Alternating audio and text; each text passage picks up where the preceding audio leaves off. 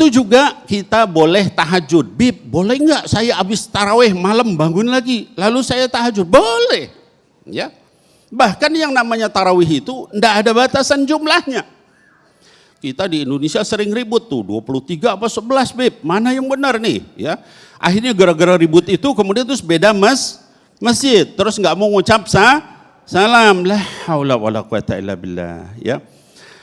Di Madinah orang melakukan salat tarawih itu 36 rakaat. Ya.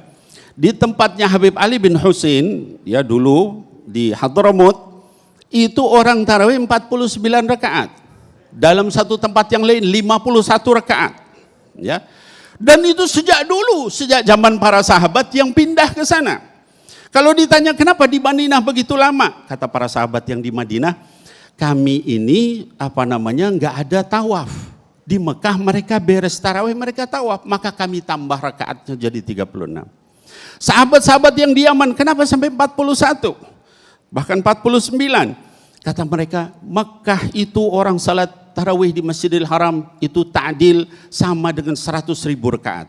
Masjidil Nabawi sama dengan 10.000 rakaat.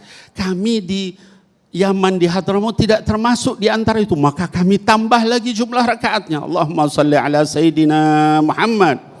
Lah kita di Indonesia masih ribut 23 sebelah sampai haula wala quwata illa billah. Ya jangan ya. Jadi berapapun jumlah silahkan. Ya mau kita habis tarawih lanjut lagi. Lalu kemudian witir. Berdasarkan hadis Bukhari wa Muslim, man qama ramadhana imanan wa ihtisaban ghufira lahu ma taqaddama min dhanbi. Barang siapa yang bangun malam untuk salat malam dengan iman, mengharap ridha Allah, diampuni dosanya sudah lalu. Kata ghufira dalam bentuk fi'il madhi menunjukkan sudah diampuni. Bukannya akan diampuni, enggak, sudah diampuni dosanya, ya. Itu yang keberapa, Pak? Yang keempat, baru 4. Kemudian yang kelima, ya kata para ulama adalah kita tadi yang keempat memberi makan orang miskin, orang berbuka ya. Yang kelima salat malam. Yang keenam kata para ulama adalah kita banyak melakukan sedekah. Faman tatawwa'a khairan fahuwa khairul lah. Kata Allah di ayat ke-184 surah Al-Baqarah tentang Ramadan, barang siapa yang sedekah tatawwu, sedekah sunnah, maka itu lebih baik bagi dia. Itu yang keberapa, Pak? Mau habis nih waktunya. Yang keberapa tadi? Keenam. Yang ketujuh kata para ulama adalah selain itu kemudian kita berzikir berdasarkan ayat yang ke-185-nya walitukabbirullaha ala ma hadakum. Hendaknya kalian membesarkan nama Allah dengan tasbih, dengan tahmid, dengan tahbir, dengan tahlil, apapun kita berzikir kepada Allah. Ada 4 pintu doa yang cepat dikabul Allah katanya. 1, doa orang dizolimi, 2, orang puasa, orang musafir, dan pemimpin adil.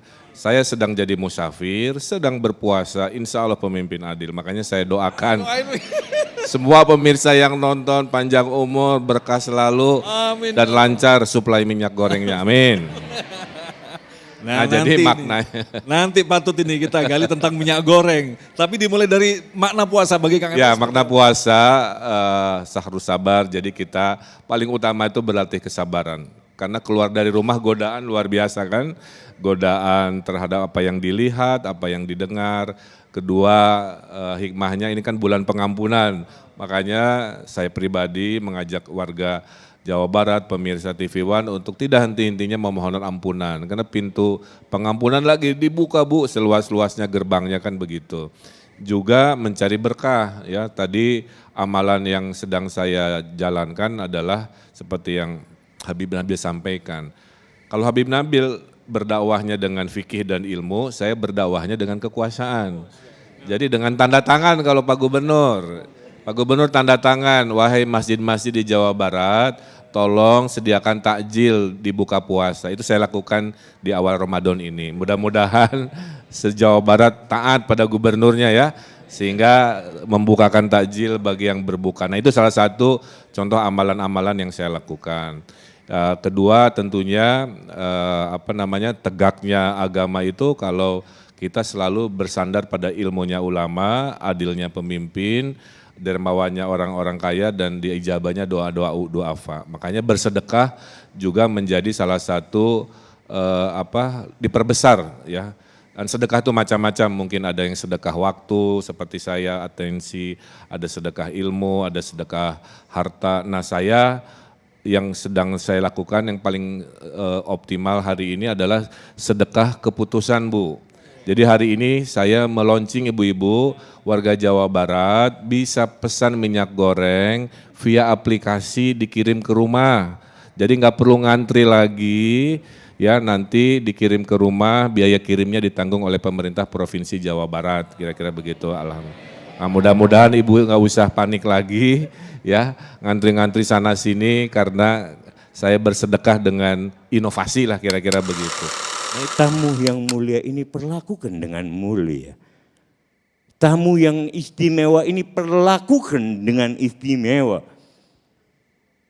Jangan sampai tiap menit, tiap jam yang kita dapati keberkahan waktu di bulan Ramadan hanya terbuang sia-sia.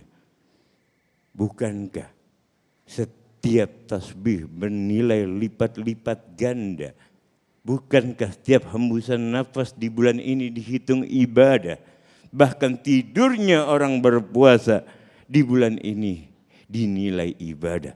Tapi tidak lantas dengan bersandarkan hal tersebut, kita hanya menghabiskan hari-hari kita dengan bersemalas-malasan tanpa mengisinya dengan perkara-perkara yang baik.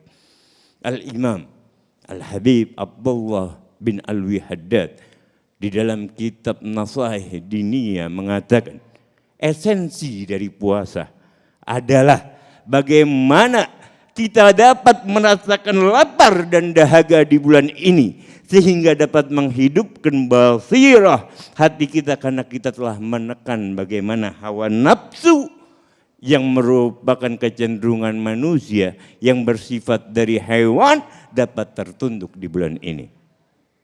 Agar kita lalui 11 bulan berikutnya dengan mudah. Jadi esensi puasa dan maksud tujuan puasa adalah agar kita merasakan lapar dan dahaga. Itu tujuan intinya. Karena ketika kita merasakan lapar dan dahaga, Nabi Muhammad bersabda, Inna syaitan yajri fi majri dam ibnu Adam fadayyiqu bil ju'. Sesungguhnya syaitan berjalan di peredaran darah manusia. Maka persempitlah dengan selalu lapar dan dahaga. Agar hati menjadi hidup. Agar hati menjadi bersih. Karena kalau hati sudah bersih, hati sudah baik, hati hidup. Karena kita selalu terfokus yang zahir sehingga merupakan makna yang batin. Makna yang lebih dalam dari kehidupan ini. Kehidupan di dunia hanyalah sementara. Ini fungsi dan esensi daripada puasa yang diajarkan oleh Nabi Muhammad.